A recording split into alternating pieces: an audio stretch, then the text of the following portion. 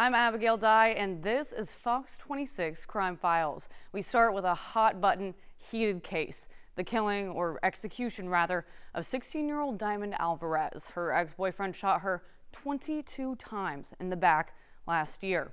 The proceedings this week led to an all-out brawl in the courthouse, and then that led to a fugitive escaping. Take a look. A no-show for a murder trial. It's torture. It's just torture. It's painful. All I'm asking is for justice for my daughter.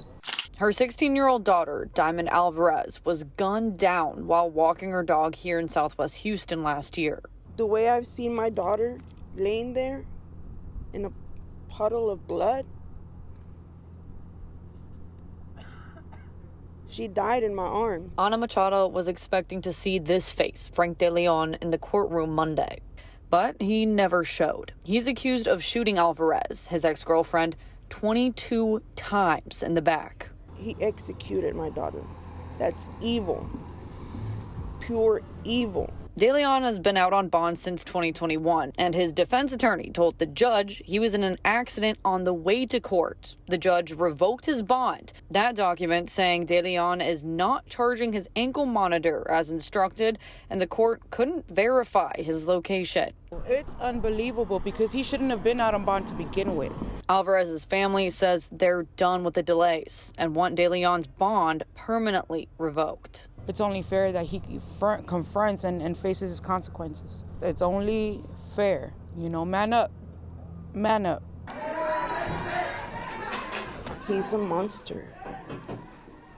I know how I found my daughter. After an emotional impact statement, Machado started to walk from the stand toward her daughter's now convicted killer, 19-year-old Frank De Leon Jr., who was seated in the Harris County courtroom Tuesday. Security officers intervened before she made it too far, but another family member then made a beeline for De Leon and started swinging at him, knocking him over. A chaotic brawl then breaks out right there in the courtroom. Moments later, De Leon's mom lunges at Alvarez's mom. And the fight continued for nearly a minute before court officials were able to separate the families. That was wrong of me. That was wrong of us because we're not monsters. But it's so much hate because I want my daughter back. And what he did it was horrible. Machado later apologized on behalf of her family. I just want to move forward, and whatever happened, it was wrong of us. And I apologize for that, apologize to the judge, apologize to them. De Leon pled guilty in exchange for 45 years in prison, which he won't be allowed to appeal as part of the deal. His bond was revoked the day before for not having his ankle monitor turned on. One of the main benefits is the case is over. There's a waiver of appeals. There's always risk in a jury trial. I've been fighting for justice, and today, finally, my daughter has her justice. Now, that courtroom brawl that you just watched ended up being an opportunity for a violent offender to make a run for it. This guy you see right here is an accused domestic abuser, Michael Combs. He was in court when the fight broke out down the hall. Now, deputies, distracted by the commotion, left Combs unattended on a bench. Combs managed to somehow get out of his leg shackles and sneak out of the building.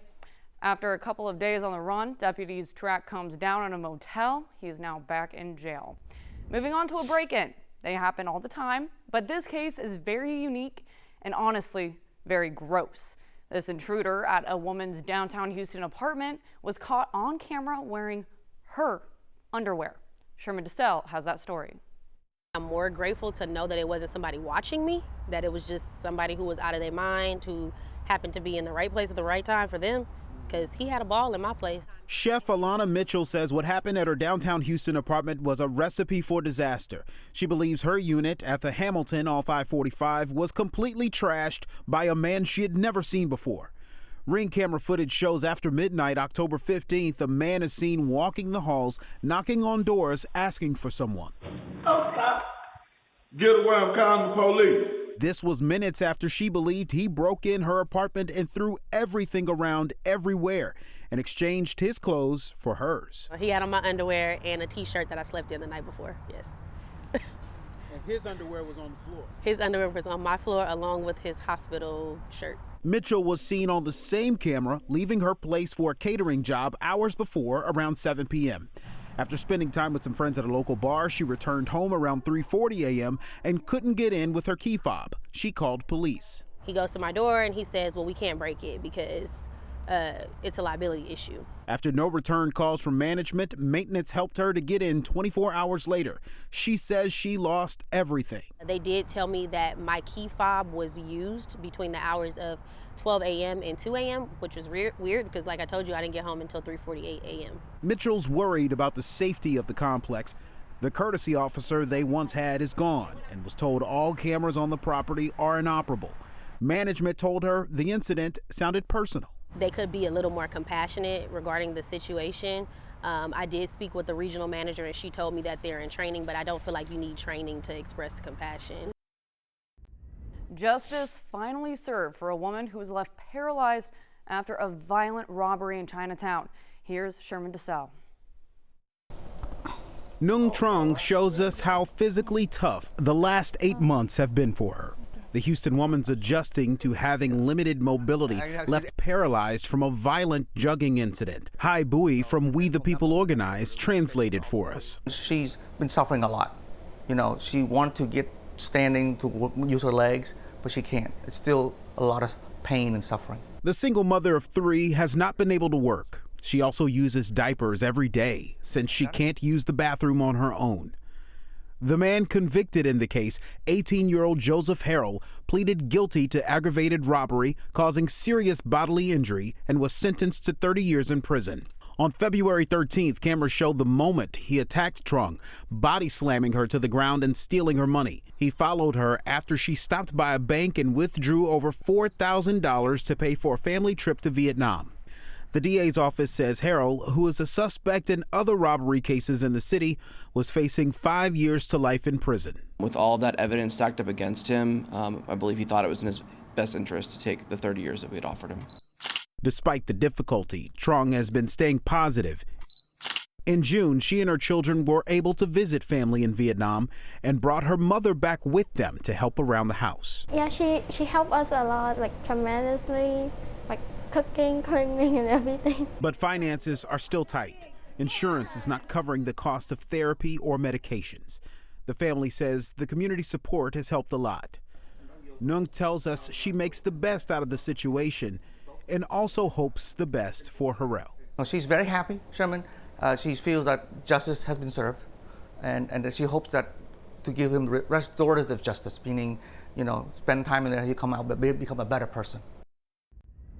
Loved ones come face to face with the man who hit and killed a Dickinson High School senior 2 years ago. Here's Damali Keith. I'm sorry, Ziana. I'm sorry. It's okay. It wasn't your fault, baby. I'll do anything to go back to that night and save her. This memorial marks where 17-year-old Ziana Jones spent her last moments alive as she and her best friend, Alexandria Rodriguez, walked home from a Halloween party in 2021. The Dickinson High School senior was run over and killed by a stranger, Daniel Rodriguez, in a hit and run. He was just a few inches away. I felt the gush of wind. Rodriguez was arrested a month later. After pleading guilty, he's being sentenced. I'll sentence you to 10 years in the Texas Department of Criminal Justice. During Zanetta Wyatt's victim impact statement, she told Rodriguez how her beautiful daughter was well loved, was in the band, received her high school diploma posthumously, and she told him she forgives him. Ziana's dad also spoke, and her best friend Alex, who was there that night, read a letter. And ever since then, my life has fell apart. I carry so much guilt and regret from that night. Then Rodriguez did something Ziana's mom wasn't expecting. He asked if he could apologize. I'm very sorry to everybody, and thank you for forgiving. Amen. Amen. When Mr. Rodriguez spoke, it touched my heart. This video was taken an hour before Zayana was killed. She looked so pretty. Even in death, Zayana's beauty is still shining. 2 nonprofits have been started in her honor. The Dickinson mayor is working on a $50 million project to install sidewalks and lights along Dickinson Avenue and trying to name the stretch of road where Zayana died after her. Somebody passed away there, and it was a tragedy. And I think it's a way for us all to go by there and remember what happened there and keep her alive. I just miss my baby. But through her legacy, she will live on. Until we meet again, keep my seat warm for me like you always did on the bus. And I'll see you soon. That's this week's Fox 26 Crime Files. I'm Abigail Dye.